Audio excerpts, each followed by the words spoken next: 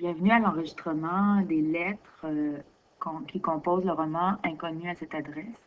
Donc, je vais aller par trio. Donc, je vais lire 3 lettres à la fois. Vous allez donc entendre maintenant les lettres numéro 1 à 3.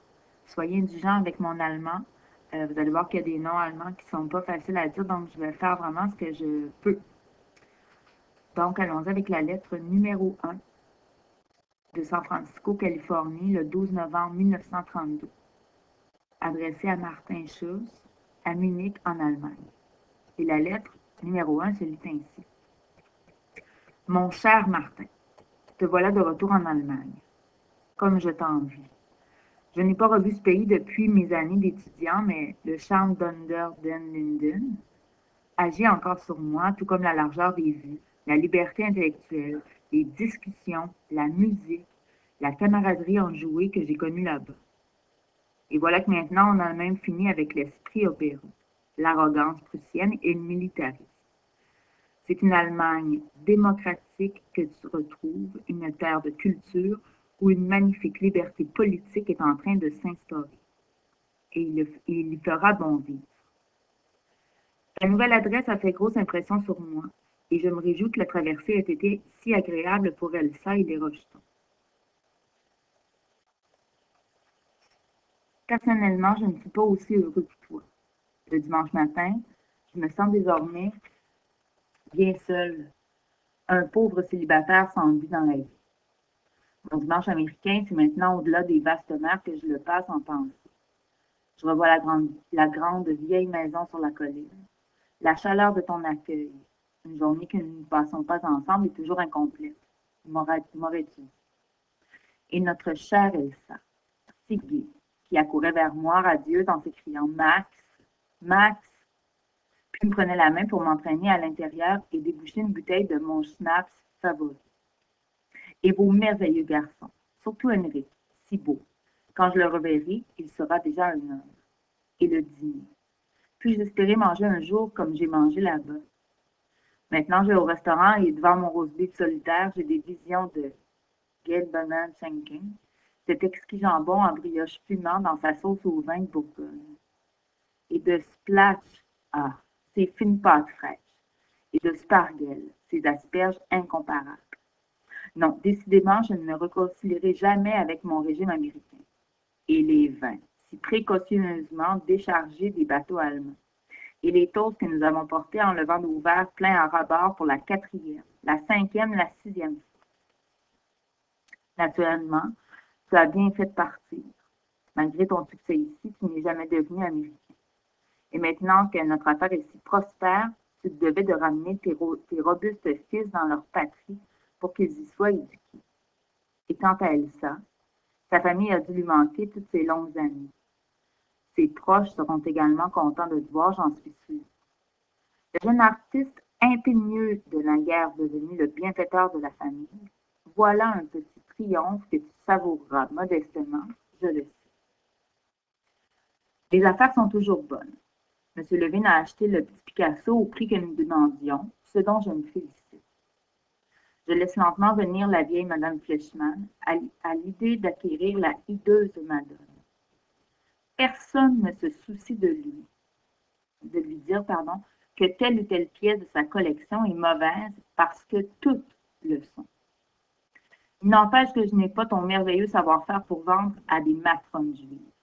Je suis capable de les persuader de l'excellence d'un investissement, mais toi seul avais, concernant une œuvre d'art, l'approche spirituelle de nature à les désarmer. De plus, elles n'ont sans doute pas vraiment confiance en un autre juif. J'ai reçu hier une charmante lettre de Griselle. Elle me dit qu'il s'en faut de peu pour que je devienne fière de ma petite sœur.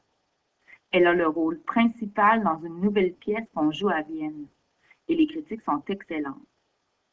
Les années décourageantes qu'elle a passées avec des petites compagnies commencent à porter leurs fruits.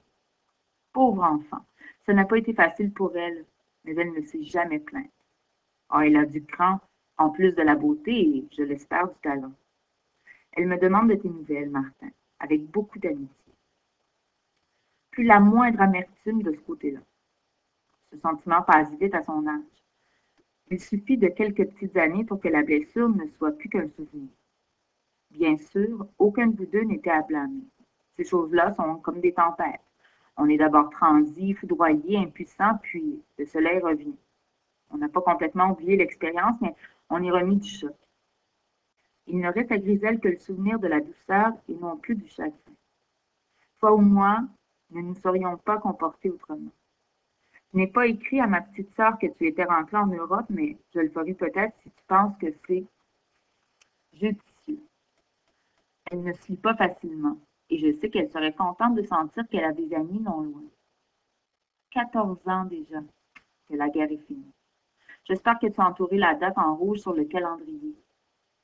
C'est fou le chemin que nous avons parcouru en tant que peuple depuis le début de toute cette violence. Mon cher Martin, laisse-moi de nouveau t'étreindre par la pensée et transmets mes souvenirs les plus affectueux à Elsa et au garçon. Ton fidèle, Max. Lettre numéro 2, qui provient de Munich, en Allemagne, le 10 décembre 1932. Adressée à M. Mac Einstein, à San Francisco, Californie. Max, mon cher vieux compagnon, merci de la promptitude avec laquelle tu m'as envoyé les comptes et le chèque. Mais ne te crois pas obligé de me commenter nos affaires avec un tel luxe de détails. Tu sais que je suis d'accord avec tes méthodes, d'autant qu'ici, à Munich, je suis débordée par mes nouvelles activités. Nous sommes installés, mais quelle agitation.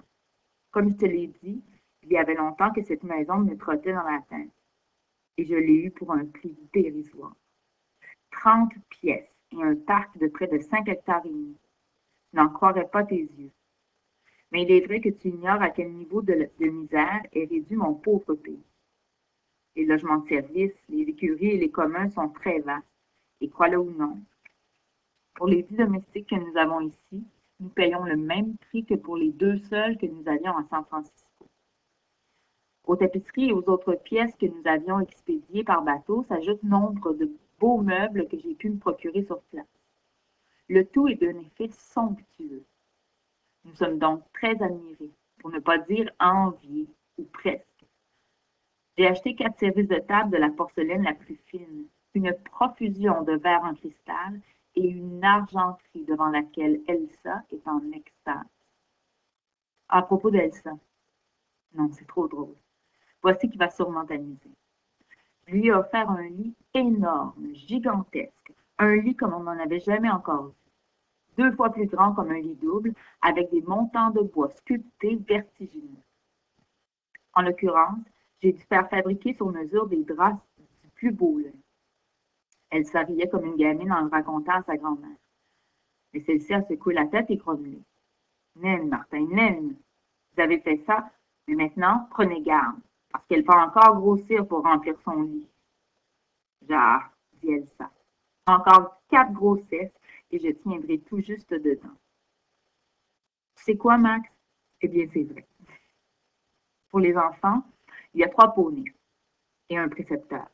Leur allemand est exécrable, tristement matiné d'anglais.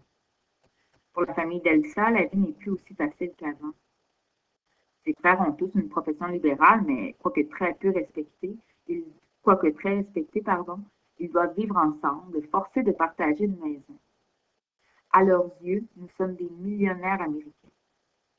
Il s'en faut de beaucoup, mais néanmoins, l'importance de nos revenus transatlantiques nous place dans la catégorie des nantis. Les comestibles de qualité sont extrêmement chers et les troubles politiques sont fréquents. Même maintenant, sous la présidence de Hillenburg, un grand libéral que j'admire beaucoup. L'ancienne relation me presse déjà de participer à la gestion municipale. J'y songe. Un statut officiel pourrait être tout à notre avantage localement. Quant à toi, mon bon Max, ce n'est pas parce que nous t'avons abandonné que tu dois devenir un misanthrope. Trouve-toi immédiatement une gentille petite femme bien gironde qui sera au petit soin pour toi et te nourrira comme un roi. Le tout dans la bonne humeur. Crois-moi, ma prescription est bonne, même si elle me fait sourire. Tu me parles de Griselle. Cet amour de fille a bien gagné son succès.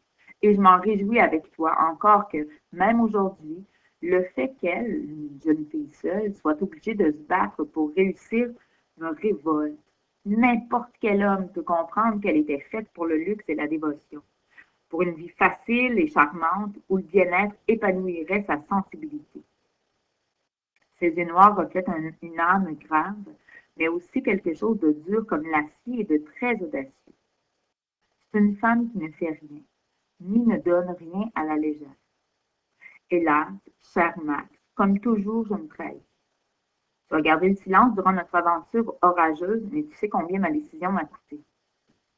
Tu ne m'as fait aucun reproche à moi, ton ami, quand ta petite sœur souffrait. Et j'ai toujours senti que tu savais que je souffrais également, et pas qu'un peu. Que pouvais-je faire? Il y avait Elsa, et mes fils encore petits. Toute autre décision eût été inopportune. Pourtant, je garde pour Griselle une tendresse qui survivra, à son probable mariage ou à sa liaison avec un homme autrement plus jeune que moi. Tu sais, mon ami, l'ancienne plaie s'est refermée, mais parfois la cicatrice me lancine encore. Bien sûr, tu peux lui donner notre adresse. Nous sommes si près de Vienne qu'elle aura ainsi l'impression de n'avoir qu'à tendre la main pour avoir un foyer. Que doute qu'Elsa, qui ignore les sentiments que Griselle et moi avons éprouvés l'un pour l'autre, recevrait ta sœur avec la même affection qu'elle t'a reçue. Oui, il faut que tu lui dises que nous sommes ici et que tu la pousses à prendre contact avec nous. Félicite-la chaleureusement de notre part pour son beau succès. Elsa me demande de te faire tes amitiés et Henrik brûle de dire hello à son oncle Max. Nous ne t'oublions pas, petit Max. De tout cœur avec toi, Martin. Et la lettre numéro 3, qui provient de San Francisco, Californie, le 21 janvier 1933. Écrite à Martin de Munich en Allemagne. Mon cher Martin, j'ai été heureux de pouvoir communiquer par écrit ton adresse à Griselle. Elle ne tardera pas à la recevoir, si ce n'est déjà fait. Que de réjouissances en perspective quand Griselle vous rendra visite. Je serai avec vous par la pensée, de tout cœur comme si j'y étais en personne. Tu évoques la pauvreté qu'il y a là-bas. Ici, à cet égard, l'hiver est assez rude. Mais naturellement, ce n'est rien comparé aux privations que tu as constatées en Allemagne. Toi et moi avons de la chance d'avoir une galerie dont la clientèle est si fidèle. Elle dépense certes moins qu'avant, mais même si nous vendons 2 fois moins, nous vivrons encore bien. Sans prodigalité excessive, mais très confortablement. Les huiles que tu m'as envoyées sont de grande qualité. C'est incroyable que tu les aies eues à ce prix dérisoire. Elles vont partir tout de suite. Et nous allons faire un profit scandaleux. La vilaine Madone est vendue. Et oui, à la vieille Madame Fleischmann. J'hésitais à fixer un prix, mais elle m'a fait le coup de l'amateur éclairé, alors, le souffle coupé de ma propre audace, j'ai lancé un chiffre astronomique. Me soupçonnant d'avoir un autre client, elle a pris la balle au bon et fait aussitôt son chèque avec un sourire rusé. Toi seul peux savoir à quel point j'exulais quand elle est partie avec cette horreur sur le bras. Hélas, Martin, j'ai souvent honte de moi-même pour le plaisir que je prends à ces petits triomphes futiles. Toi en Allemagne, avec ta maison de campagne et ta richesse que tu étales aux yeux de la famille d'Elsa, et moi en Amérique, jubilant parce que j'ai roulé une vieille cervelée, en la persuadant d'acheter une monstruosité. Quel apogée pour 2 hommes de 40 ans. Est-ce que c'est là qu'on vit? Pour gagner de l'argent par des procédés douteux et en faire étalage aux yeux de tous? Je ne cesse de me faire des reproches, mais je continue comme avant. Malheureusement, nous sommes tous embarqués sur la même galère. Nous sommes futiles et malhonnêtes parce que nous devons triompher de personnes futiles et malhonnêtes. Si ce n'est pas moi qui vends notre horreur à Mme Fleischmann, c'est quelqu'un d'autre qui lui en vendra une pire. C'est une fatalité qu'il faut bien accepter. Heureusement qu'il existe un arbre où l'on peut toujours savourer une relation authentique. Le coin de feu chez un ami auprès duquel on peut se défaire de ses petites vanités et trouver chaleur et compréhension. Un lieu où les égoïsmes sont caducs et où le vin, les livres, la conversation donnent un autre sens à la vie. Là, on a construit quelque chose que la fausseté ne peut atteindre. On s'y sent chez soi. Qui est cet Adolf Hitler qui semble en voie d'accéder au pouvoir en Allemagne? Ce que je lis sur son compte m'inquiète beaucoup.